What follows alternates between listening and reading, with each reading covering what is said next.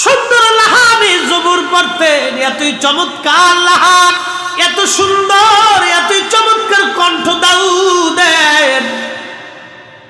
যখন জবুর শরীফে টান দিতেন, সুরের মোহনায় মোহনায় আকাশের পাখিরা মরে মরে পড়ে যাইত। সুবহানাল্লাহ, কি আস্তাগফিরুল্লাহ।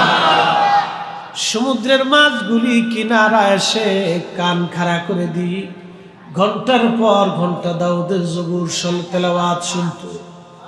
প্রতি শনিবারের দিন তিনি জবুর শরীফ তেলাওয়াত করতেন।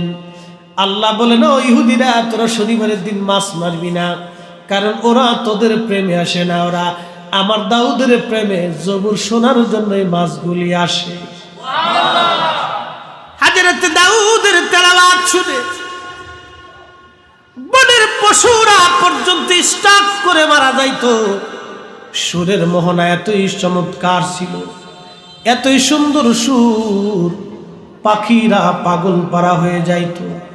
বনের নদীর মাছগুলি নদীর কিনারে এসে কান লাগায় থাকতো।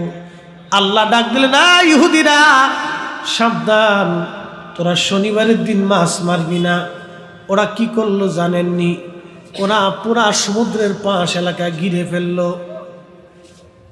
দাউদ আলাইহিস সালাম যেখানে বসে জবুর শরীফ তেলাওয়াত করত, বর্তমানে বাইতুল আকসা ফিলিস্তিনের পাশেই হযরতে দাউদের আস্তানা। হযরতে দাউদ নবী এই সমুদ্রের পাড়েই তিনি কোরআন জবুর শরীফ তেলাওয়াত করতেন। যে সমুদ্রটা গাজার সীমান্তের পাশে আপনারা দেখেন, এই সমুদ্রের পাড়েই দাউদ আলাইহিস সালাম জবুর শরীফ তেলাওয়াত করতেন। সমুদ্রের মাছগুলি এসে এসে হযরত দাউদের তেলাওয়াত শোনার জন্য পাশে বসে থাকতো।